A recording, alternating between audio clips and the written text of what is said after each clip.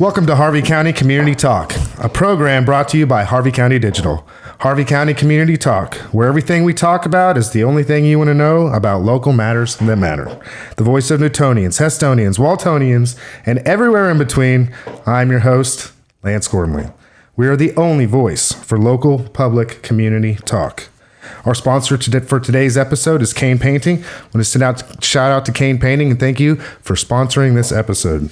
Today's guest is Luke Edwards. He is a USD 373 school board member, and he's here to discuss the removal of Summit curriculum and what's currently happening with USD 373. Luke and his wife Erica are both lifelong Newtonians. Luke, who's been married to his lovely wife for 12 years, they have 6 children ranging in ages from 15 to 4. Luke completed his fire science and paramedic degree from Hutchinson Community College and shortly after took a job with Newton Fire M&S, where he's currently a captain. Besides being a Newton Railers fan, supporting his kids through various school sports programs, a Blue Dragon alumni, and cheering on his favorite football team, the Dallas Cowboys, you'll be interested to know that his favorite ice cream is Tin Roof. As if being a husband, dad, and captain aren't enough, Luke is also currently serving as a USD 373 school board member elected in 2019. Let's welcome to the program, Luke. Luke, welcome to the program and thanks for coming on. Thanks, Lance. As many listening to the program are aware, Summit curriculum has long been a sensitive subject and point of contention among some parents, kids, and teachers from both sides of the aisle. Figuring out what to do has been something that's spurred a lot of discussion and study leading up to the decision to remove Summit. Luke, because everyone knows we're a meat and potatoes kind of show, let's dive right in and I'll ask the question a lot of people might be asking.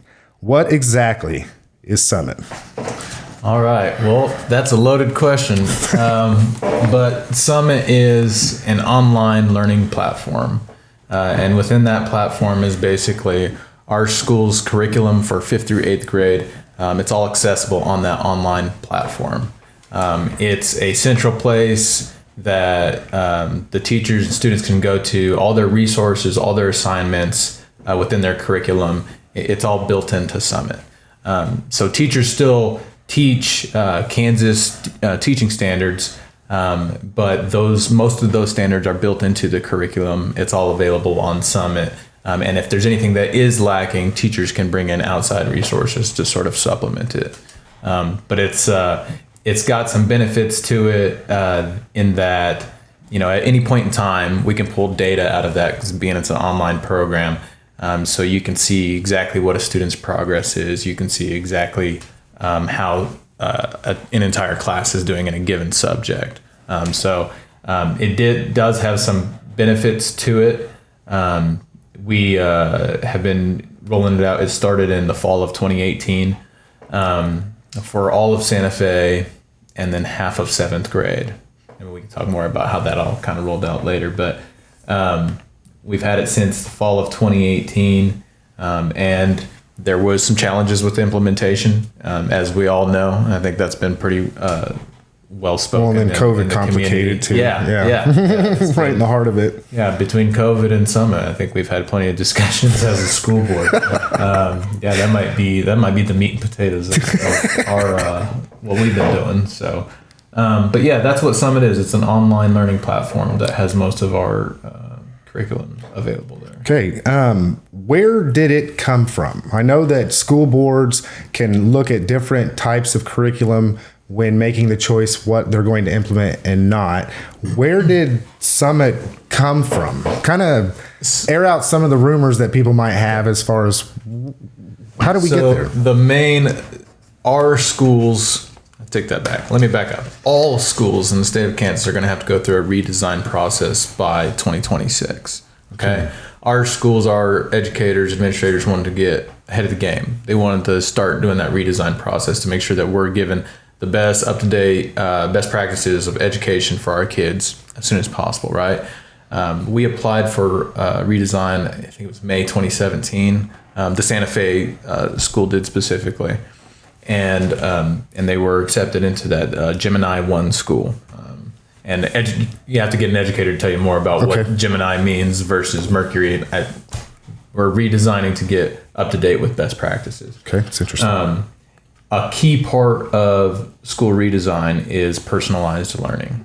And another there's 4 actually elements of that: student success skills, personalized learning, community partnerships, and real world applications. Now, Summit, where it came from is our teachers felt like it fit the bill for those things better than other available curriculums. Okay. So they really started to explore that, research that, and they just felt like it was the best fit to get what we needed to do to redesign our school. Another big part of that is the technology piece, which, some parents will tell you now, maybe there was too much technology, too much use of screen time with Summit. But utilizing technology was a big push for why we wanted to do that. And so it started in 2003. The CEO began using Summit in a school in 2003 based off of her own personal experience in education. And then it grew. By the time we adopted it, there was over 38 states where Summit was being used. Over 78,000 students were utilizing Summit. And there was some good data there that showed that students were more next level education, college ready. They were more college ready based off some of the data that we were looking at. Interesting that you say that, because my child, my son, was going to school during this transition. And when I was helping him with his education, I was also earning a bachelor's at Wichita State University. And one thing that I noticed was how similar the way that the application was for the student, myself or my son, to the curriculum to then learn the education. And so that was something that I found very interesting, and at my age found somewhat difficult even to navigate in my own education, let alone my child. So I'm glad that I was going through that at the same time, so that way I could be of a benefit. But I found myself wondering, well, how many other parents are having the kind of complications with this just because it's technology based? Yeah, no, I mean, that's a good point. Myself, I've been taking classes online through Fort Hays in sociology for the last year and a half or so. And so it is a good comparison, because taking online classes, my entire curriculum, my platform is all, on the computer. And so, we talk a lot about, well, we want kids to learn how to, organize their day, plan out their day, set goals, and know what to work on. What are they going to do if we give them an hour of self-directed learning? What are they going to accomplish with that? Well, kind of like you alluded to, you're an adult, and you're probably going to be able to schedule your day and your time a little better than a 10, 11, 12, or 13-year-old. Those are the things that we wanted to help teach students with Summit, and there were challenges with that. When you first start Summit, there may be questions that you're being asked in an assessment that, did we get the background, leading up to that? Because obviously we're not using Summit in K through 4, but then we're starting them off in 5th grade. So is it all aligned? Can you start with Summit? And that was a big challenge, I think, in the initial year. But then another thing that people need to understand is that although there were some serious challenges in that first year, teachers are always going to make an adjustment to a new curriculum. When we roll out a new curriculum, if there's any bugs in that, they're going to put their heads together. They're going to say, we need to tweak this, we need to do this differently. And those things are going to improve over time. Okay. So that's just something that I think folks need to know, is that although there were problems year 1, that doesn't mean they were the exact same problems now that we're in the 4th year of Summit. Things did get better, but did they get better enough, and have we lost faith as a community in that program? I think that's cool. Leading on, of course, I know that the decision to adopt Summit as a curriculum happened before you were a school board member. Mm-hmm. But I've heard a lot of people say that this was something that they just made a whimsical decision on. And I don't necessarily believe that. So just kind of in your opinion, obviously, was this curriculum studied in depth before it was chosen as USD 373 curriculum? Yes. Okay. I have full faith in that. I've spoken to teachers and previous administrator that was part of the process. I mean, they didn't whimsically pick this. We had teachers and administrators travel to schools that were utilizing Summit to see how it was working, to see were they tackling projects. That's a project-based learning is a big part of Summit. They wanted to see how that was actually playing out, how self-directed learning actually worked. Were students getting the cognitive skills that they needed to get? And they found that there was success out there. I mean, like I mentioned, in some of the data that they were reviewing, they were seeing students were more college ready and more likely to have success post-secondary. So it wasn't whimsical. This is the difficulty in adopting that. You might have, let's say you have a handful of 5th grade teachers and a handful of 6th grade teachers and an administrator that really study this product, and they go to the training and they're invested in it. You can't send your entire 5th through 8th grade staff to train on this new curriculum for 2 or 3 weeks in the summertime so that they're really just ready to knock it out when the school year starts. So when your school year starts, you will have some staff that they are learning it as they go. And I think that's going to happen with any curriculum. Normal. Yeah. Without any application. And so, ideally, in a perfect world, we change curriculums and I can bring in my teachers for a month and we'll work on training and getting ready for the new school year. But you don't have the budget, allowed to pay those staff members the time that it would take to really have it, all nailed down before the school year starts. Nor do I think that would be considered best practices. Yeah. So as far as what you're telling me is that it was not something that people just did on a whim. There was a process in which is normal to be able to implement this curriculum. And the conversations that, started to happen, obviously we applied for redesign in May 2017.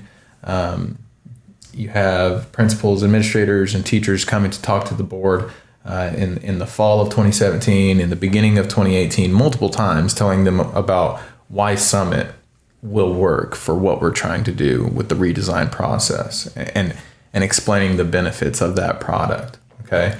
So multiple times, the school board was met and it was discussed. It wasn't just, here's a thing that we can do. Let's start it. They thoroughly researched it. I have full confidence in that. But again, how many of them did that work? Several, but not all of your staff. Yeah. You know what I mean? So that doesn't mean it's a whimsical decision, but it does mean that you're going to have staff members using this product to teach your children in school that, to an extent, they are learning some of that curriculum as they go. And I can tell you, and I've had teachers tell me this, it would be the same with any curriculum. If I just started a new curriculum, that first year is probably not going to be the best year with that product. And I can really see how that would play out. I subbed for a year, and this is, I don't know teachers' experience. I don't have education in education, right? I just subbed for a year. So I know I might talk out of turn, but I know that when you go in and sub for a day, at the end of that day, you think, man, I really wasn't sure where all the resources were at. I wasn't sure how I would explain this item or that item. But if I had to do that again, I would do it better. It'd be better the second time. Without a doubt, right? Yeah, I can say definitely. Yeah. That's in my own experience with teaching college classes. Absolutely. The first time I taught this curriculum, application weighs heavily on the person that's teaching. Yeah. And so I was constantly, because my interest was to, and is still, to give those students the best possible education that they are paying for or that they deserve. Right. And I find myself critiquing myself continuously to make it better, to more applicable, maybe easier to learn. So, and that's what I hope folks know, is that our teachers, somebody that's investing time in kids, they are, the cream of the crop, right? They're the best people out there, right? They don't want to give your children a unsatisfactory education, right? They're constantly trying to figure out ways to do better. And I know if you talk to a teacher, they'll tell you they're not just working during their work hours. Yeah, they're constantly trying to figure out how they can do better by our kids. Yeah, it's on their mind and in their heart. Oh, yeah, absolutely. Just you answered a couple questions that I had lined up already. So another question that I had was, were these issues that we're talking about both for the students, teachers?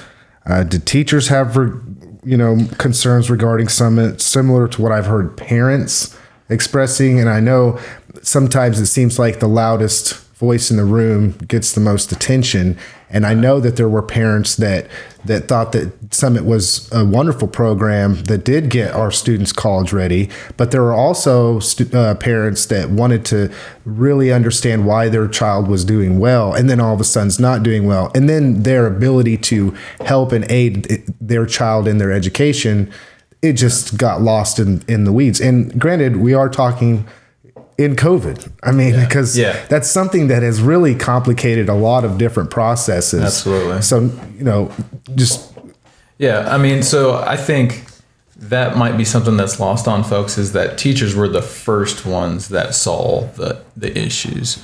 I have a feedback form with item after item after item that teachers were talking about. We need to do better in this category.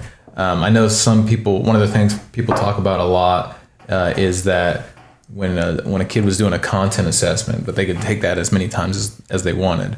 I mean, I have it in a feedback form. A teacher identified that and said, we've got to change this and limit it. And if they have taken this a couple times and failed it, they need to be locked out and get approval from their teacher when that teacher knows they've reviewed the notes for that item. I mean, we had teachers say, that something that was on their schedule to get done in a day might actually take a lot longer. You have teachers that said that there were some resource links that didn't work. You had teachers that say there was just an overwhelming number of resources to where the kid didn't know where to go, where to start. There was a lot of issues. I mean, even typos identified. Teachers were really, from the very beginning, doing everything they could to critique this so that they could make it better in the future. Now, what happens is simultaneously you have parents critiquing it as well, and they don't know exactly all the work that the teachers are putting into trying to make this a better product. Right. So they're doing their due diligence as parents, and they're taking it to the appropriate people and saying, why are we using this product? Well, there's a lot of good reasons why we're using this product. We need to adapt it to where it works best for us. Now, ultimately, obviously, we moved on from it. But that's some of the things that were happening early on. I just don't know that parents know that teachers were really working. And I'm telling you, I've got a several page list of items that teachers were talking about that needed to be improved in their feedback forms in that first year of utilizing Summit. Yeah, as I watched this conversation progress over the course of time, something that kept coming up into my mind, and I think is a good way to look at it to give some of our educators grace, is that from a parent's perspective, it's rare that you have a teacher-parent perspective. So the parent sees this and then has a one-way street to address these issues from the parent's perspective, but they don't necessarily understand what it might be like to be the educator. And although there are some, educators that have children, and then I'm sure were helpful in trying to understand the issues that parents were seeing versus how educators were trying to fix that. It's difficult sometimes for people to get out of their own perspective and look at it from someone else's, or maybe what somebody else is doing. I think it's interesting. According to an article written by Chad Frey, published in the Kansan, at the December 13th, 2021 school board meeting, there was a motion by you, which was seconded, and then the board voted unanimously in favor of the removal of Summit curriculum. So we know that you voted in favor of the removal and you led the motion. But for those listening to and watching the program right now, why did you choose to do that? It was a tough decision. And there's a couple things there's a lot of things you're trying to balance really with this. This is just not a simple cut and dry issue. You're balancing data feedback. You're balancing doing what's best for your staff members. You're balancing the fact that it is a pandemic year. and you're balancing, the feedback that you've gotten from the community. So as I sit there in that meeting, all these things, are kind of going through my head. And obviously all of us as board members have kind of done our homework and, get the background information to be ready for that meeting. And as I'm contemplating the decision, one of the things I'm thinking about is this has been such a tough year for teachers, and if you were to try and research and implement a curriculum, for just one subject, in a pandemic year, that's going to be tough. Yeah. And one of the things, all of our parents, they've gotten emails, notification that, hey, there's a good chance that we might have to shut down your kid's school because we're low on staffing right now. Yeah. Right? Yeah. There's been so many COVID close contacts or, actual active cases in our school. Yeah. And so how can you ask your teachers, your leadership team to, research and pilot a new program when, they don't even have a planning period, because every time they get a planning period, they have to go sub for somebody else's class. Yeah. And even during their normal classes, they might have to take on extra students because we have teachers that are out of the building. Yeah. This is a tough year to do this. Yeah. This is a huge task to ask them to do. And so that is something that is weighing on my mind, is like, how can we ask them to do that this year? But this is the thing. If you ultimately believe that it's in the best interest of students that we have a different product, then, man, you just can't kick the can down the road any longer. Yeah. You do wonder for those kids, even if it is just the implementation year that went bad, what are the long-term effects of that if we didn't give a kid the best quality education in a year or 2 years, especially during that foundational period. Right. That's a transitional period from elementary to high school, and it's key. And so you're just like, man, I don't want to put that heavy workload on you. I know this has been a crazy stressful year, but if we truly believe that this might not be the best product for students, then how much longer do you want to carry that out? And another thing is, truthfully, they did improve the program, and the data shows it. Like, there are things that you can look at. What percentage of kids had a cognitive skill in math that was above 70%? I mean, we're blowing that out of the water. Cognitive skills in science, here we go. I got it right here. Math. I got science. I mean, their cognitive skills above 70% are off the charts, right? And so that's an improvement over the last few years. Okay. So those are things we're looking at. But we're also looking at, how many of our kids are on track with this program. And I know teachers will have a hard time with me talking about that one, because they'll say, well, the majority of their grade is their projects. And if you look at just how many kids are on track with their projects, the numbers actually looked really good in our meeting in December. I think, let's see, I've got 5th grade, 93% of them on track on projects, 6th grade, 90%.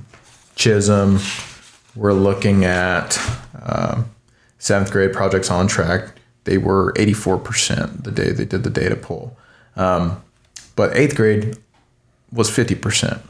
And you're looking at overall on track numbers, 56%.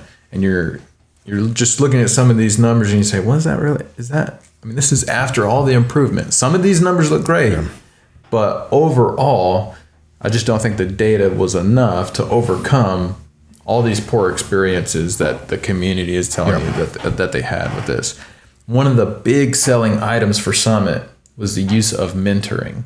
So during the self-directed learning portion of a day, which wasn't supposed to happen every day, the teacher would bring in students and do mentoring. And I'm looking at this data after all the improvement, after the goals that were set to make sure this was a priority. In Santa Fe, when they pulled this data, only 55% of the kids had a check-in session mentoring in the last 2 weeks. Okay. And the same number at Chisholm, I think, was like 65%. And so it's just like, this was the highlight of this program. And they talk mentoring. It's going to be so important, we're going to have these one-on-one sessions with your student and really talk about, are they setting goals? Are they accomplishing what they want to accomplish? And that specific item just will, it's really not where I thought it would be after, all this time focus on improvement. So you're just balancing all these things. Again, like I said, at the end of the day, I just didn't think the data really was enough to overcome. It's just the testimony, personal experiences that we've heard about. I mean, we've lost kids because of Summit Learning. When I was campaigning, I had people tell me, like they either knew or had kids themselves that they were sending them to Halstead, send them to Gossel, send them to Andover, sign them up for online learning through a different platform. Just to get away from it. And to me, I'm like, I'm a competitive guy.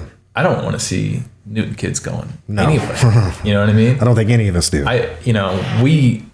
We got to have a quality product. Yeah. And I know that we do. And there's so many ways that Newton is winning. People need to know that, 85 students come from out of our district just to go use our CTE program. Yes. Right? Which I myself did. Right. Yeah, okay. Yeah. Awesome. So there's so many ways that we are building pride in community. We've brought in some great people here recently.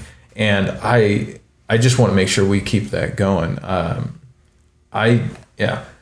If somebody, I'm talking good, quality people are saying, I'm considering sending my kids somewhere else because of this platform. And I don't think that the benefit outweighs that cost at all. I don't want to lose any students. I want people to have confidence. That's part of the reason why I ran. There were some negative sentiments that were being expressed in the community about the time that I decided to run for school board. And for me, I'm like, man, I know I had a good education in it. I had phenomenal teachers, without a doubt. And so I can't sit by while that narrative is being put out there. Yeah. You know what I mean? Yeah. I want everybody to say, absolutely, I send my kids to Newton schools. Yeah. That's where I want my kids to go. These teachers are rock stars. Yes. I believe in them. They benefit my child, and the programs are beneficial to my child. And so, at a certain point, just the faith has just been lost in the community for that platform, for the Summit Learning platform. And I don't know that you could improve it enough to where that would change. Yeah. So I don't want my teachers having to constantly fight that fight either. Yeah. I think even some of the ones that supported Summit and were working to improve it, I hope they have at least some sense of like a sigh of relief, honestly, that, okay, you know what, we're going to find a good curriculum. And we're not going to have to fight that battle too, that we have to prove that that we're using the right curriculum, So I really hope that their job is easier because we're exploring a different route, different option. Very good. I'll make two questions, one question. Okay. Is there a specific curriculum that's currently being looked at for replacement? And if so, are parents being considered in this, and how might that transition look? So that's a tough one. So as a parent, I can tell you for myself personally, I don't spend a lot of time researching possible science curriculums. So I don't know how much exactly that's a good point. They could jump in and this is what will happen. Okay. There will be student feedback because whatever curriculum that they decide, there will be some pilot programs that start with that towards the end of this school year still. Right. And so students will be able to give feedback with that. And I believe that parents will be notified if their student is receiving any of that pilot instruction in a new curriculum. So I suppose that would probably be the time if they were going to have feedback, knowing that their student is receiving sort of the quick little pilot run of whether it's the ELA, the science, social studies, or the math. If their student is in that pilot program, that would be the time to give feedback. Is it working? Is it working better than Summit? Okay. Yeah. So I don't know that they'll be in the meeting with the 5 through 8 leadership team saying, this is the curriculum I think we should go with. but there's ways to provide feedback, I think. And I was thinking along those lines when I was formulating the question is it's kind of what we discussed here today, and understanding that there's parents that want to be supportive of what we're doing. And a good way to do that is to get their buy-in and their trust, know, and maybe that's just something that has to be built over time. Yeah. And that's okay. Absolutely. I'm glad you mentioned the word trust, because that is something that your school board as a whole is committed to. Like, there are different ways. Summit is one of them, but I hope that people feel like without a doubt they have been listened to by the members of this board. That their voice matters. And we really are trying to build that trust with the community to let them know that, we care, and your input is valuable. And so there's a lot of input that's come in already, with just how this has rolled out with Summit that I think is important. And I think it influenced the decision that we made. So. I really appreciate you coming and talking with me about Summit and what's going on with USD 373. And, I look at it as an awesome opportunity to educate myself and educate others and just have a conversation that otherwise not really been having, I suppose. Moving on to something not Summit curriculum, but, correct me if I say anything wrong, because I haven't had a lot of time to go through and research this so far, but there was some recent article that I read a little bit about, what's going on with Lindley Hall and the storm damage and things of that nature, and just kind of looking in the direction of where we might be going. We had a situation that was out of our control. It affected our building, obviously. And now the school board is looking at possible options that they have in regard to how do we fix this? How much does that cost? State of the building, age of the building. I even recently did a podcast with Rod Cry and had a few people commenting on Facebook about how, we just need to remodel the library, the current library that we have. And part of his, a profession that he had when we were in the podcast was that sometimes it's not the way to go about it, and it's best to build new. And I'm not saying we're going to go tear down Santa Fe and build new, so nobody listening to this program think that's what I'm saying, or that's the conversation that we're having right now. But just what do we do with a situation like that? And what are maybe some of the considerations that are going on with the school board on that issue? Well, there's a lot going into that conversation as well. First and foremost, I'm not a structural engineer myself, right? So we have to bring in the folks that know that can do an assessment on the property and give us their expert opinion, right? The school board right now has collected a good deal of information about Lindley Hall and what the options are to either renovate or replace that building. Keeping in mind that the building was designed to last 75 years and we're at 88 right now. That doesn't mean that there's not available options to renovate it.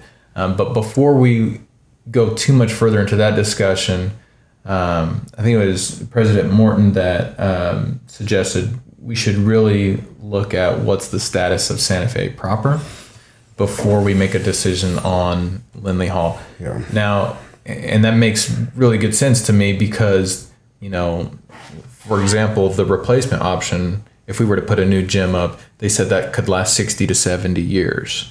Now, is our school going to last 60 is Santa Fe proper going to last 60 to 70 years? Is it worth spending that money on a building in that location when we don't know exactly where we're at with Santa Fe proper? So we do have a structural engineering team coming in to review that property as well. And that information will kind of help guide us. We can think big picture instead of just thinking about this one building and this one location. We need to be able to think big picture. Is there something bigger that we need to do? Or we need to make sure before we go spending taxpayer dollars, right, that we're using the money as efficiently as possible. Yeah, that's That's there's so many moving parts to that discussion, and we really as a community place our trust in those that we elect to make sure to ask those questions, have that discussion, make the best decisions going forward. And I think it'll be something that will be, needless to say, the talk of the town as we progress through here. The number one thing. What do we do? The number one thing to remember is whatever that decision is, like we're trying to figure out what's the best way to invest in kids. Right? Yeah. What's going to be the best thing for them and their educational experience in coming through our schools? I want to be able to provide them with as many opportunities, with the right facilities, and the best education possible. Amen to that. I think as a parent, and I agree with you 100%. I really appreciate you, the information that you brought, the conversation that we just had, and I hope to continue to have conversations with you in the future. I think this is benefit to everybody in our community, and I just can't say thank you enough. Yes, sir. It's been a pleasure. Yeah. Thank you. Thank you.